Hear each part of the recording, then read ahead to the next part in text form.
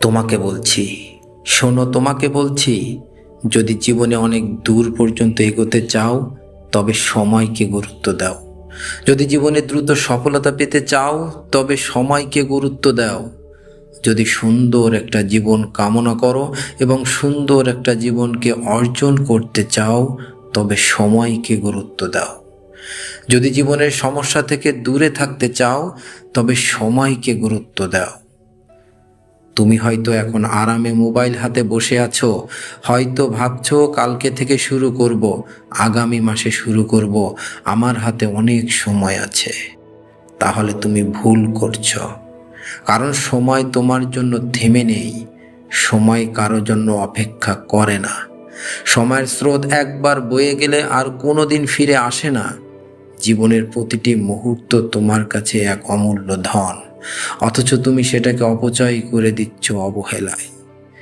মানুষ ভাবে তার হাতে প্রচুর সময় আছে, কিন্তু বাস্তবতা হলো 1000 বছর বাঁচার ইচ্ছা থাকলেও মানুষের হাতে থাকে মাত্র কয়েকটা দিন। তার ভেতরে যদি তুমি প্রতিটি মুহূর্তকে কাজে না লাগাও তবে তোমার জীবন ধীরে ধীরে শূন্য হয়ে যাবে। সময় হলো সেই শিক্ষক যে কোনোদিন দ্বিতীয়বার ক্লাস নেয় না। তুমি আজ যে মিনিটটা হারালে সেটা আর কোনোদিন ফিরে পাবে না। টাকা পয়সা হারালে হয়তো আবার কামাতে পারবে, সম্পর্ক ভাঙলেও নতুনভাবে গড়তে পারবে, এমনকি শরীর নষ্ট হলেও চেষ্টা করে আবার ফিরিয়ে আনতে পারবে।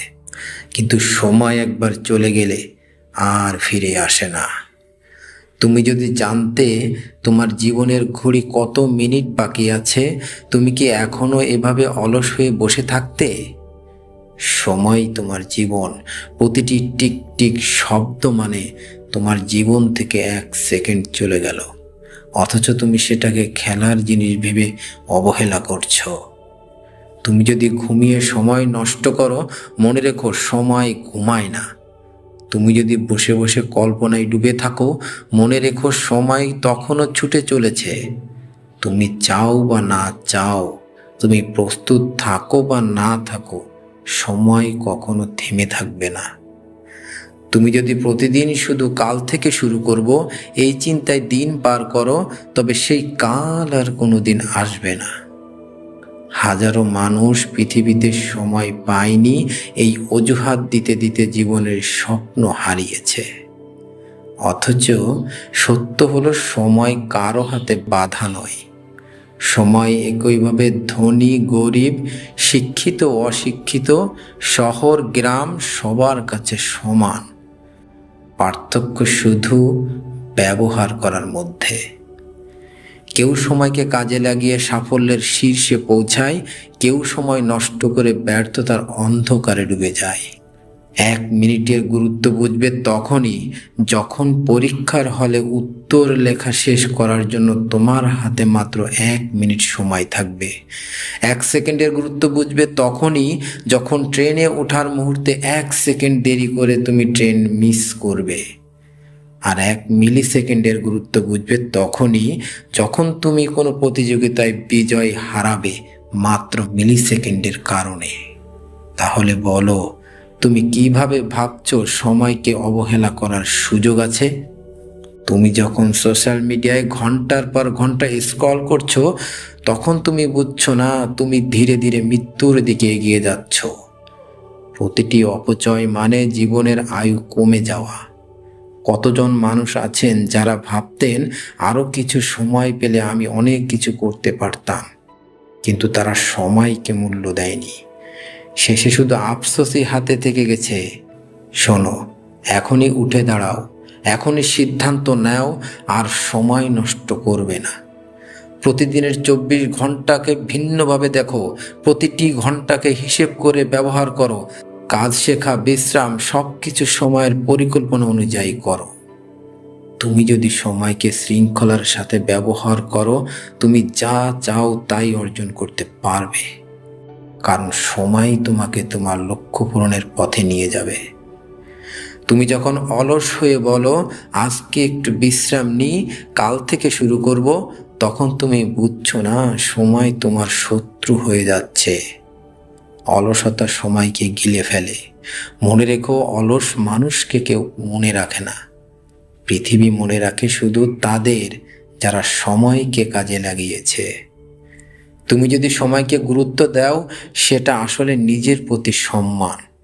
আর তুমি যদি সময়কে অবহেলা করো, সেটা নিজের জীবনকেই অবহেলা করা। নিজেকে প্রশ্ন করো, আমি কি আমার জীবনকে অবহেলা করার মতো মানুষ, নাকি আমি আমার জীবনকে সাফল্যে ভরিয়ে দিতে চাই? সময় নষ্ট করার সবচেয়ে বড় কারণ হলো ভুল সঙ্গ।